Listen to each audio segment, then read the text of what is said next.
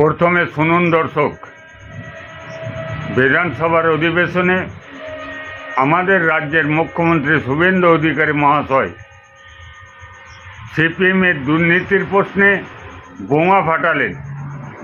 প্রথমে আপনারা ভিডিওটি শুনুন, তারপরে আলোচনায় আসছি। 34 বছরের বামফ্রন্টের আপনারা করেছেন প্রাতিষ্ঠানিক দুর্নীতি, আর সিপিএম করেছে রাজনীতিক দুর্নীতি। সিপিএম টাকা তুলে পার্টি অফিস বানিয়েছে।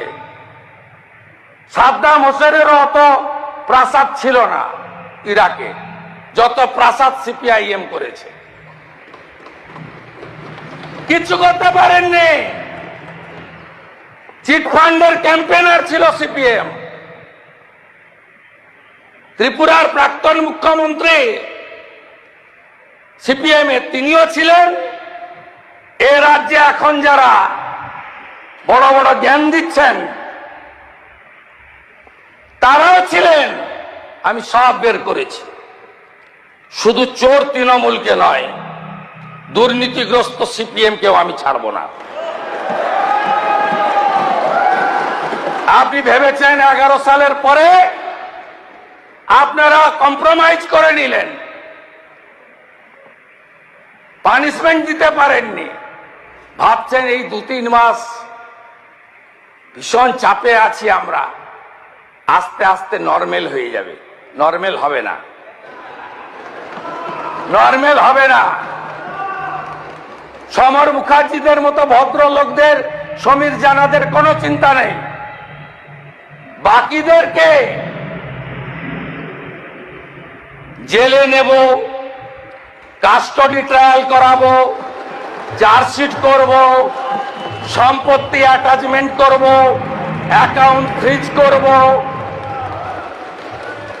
এবং যত অবৈধ সম্পত্তি 15 বছরে করেছেন অকশন করব, সেল করব। আপনারা শুনলেন দর্শক, রাজ্যের মুখ্যমন্ত্রী শুভেন্দু অধিকারী মহাশয় বিধানসভার অধিবেশনে দাঁড়িয়ে যে বক্তব্য রেখেছেন সেই বক্তব্য আপনারা শুনলেন। এখন বামপন্থীদের উদ্দেশ্যে যে বক্তব্য রেখেছেন, বিগত যে বামফ্রন্ট সরকার ছিল সেই বামফ্রন্টের শরিক দলগুলির উদ্দেশ্যে বলেছেন তিনারা করেছেন প্রাতিষ্ঠানিক দুর্নীতি, অর্থাৎ সংগঠিত দুর্নীতি। আর সিপিআইএম পার্টির উদ্দেশ্যে বলেছেন তেনারা রাজনৈতিক দুর্নীতি করেছেন। এদের সকল কি জেলে পড়বেন, এনাদের সকলের সম্পত্তি বাজেয়াপ্ত করবেন।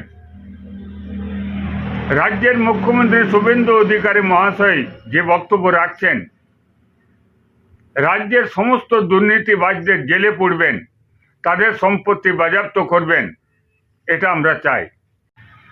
কিন্তু দুর্নীতিবাজদের জেলে পড়বেন, দুর্নীতিবাজদের সম্পত্তি বাজেয়াপ্ত করবেন, এই কথা বলে যদি দুর্নীতিবাজদের দলে ঢোকান তাহলেই বিপদ, কারণ সেই চিত্র আমরা দেখতে পাচ্ছি। আসুন এই প্রশ্নে সিপিএম পার্টির নেতা সুজন চক্রবর্তী ঠিক কি বলেছেন, আমরা তেনার মুখ থেকেই তার বক্তব্য শুনে নিই।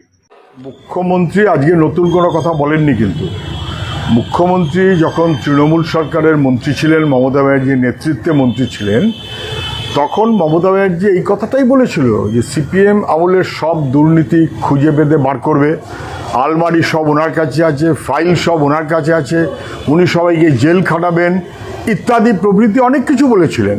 এবং তখনকার মুখ্যমন্ত্রী আর তখনকার শুভেন্দু অধিকারী দুজনে মিলে একথাটাও পর্যন্ত বলেছিলেন যে কাউকে ছেড়ে দেওয়া হবে না, লাল পতাকা কোথাও খুঁজে পাওয়া যাবে না। তারপর উনি তো তৃণমূলের মন্ত্রী হিসেবে যা বলেছিলেন, আজকে বিজেপির মুখ্যমন্ত্রী হিসেবে একই কথা বলছেন।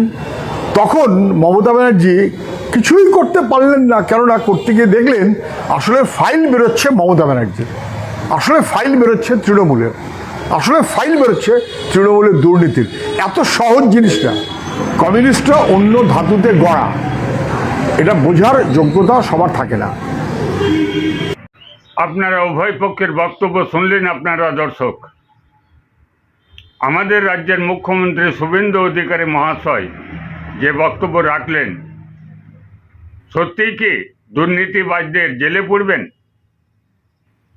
দুর্নীতিবাজদের সম্পত্তি বাজেয়াপ্ত করবেন, নাকি রাজ্যে ভয়ভীতি তৈরি করার মধ্য দিয়ে দুর্নীতিবাজদের দলে পুরবেন?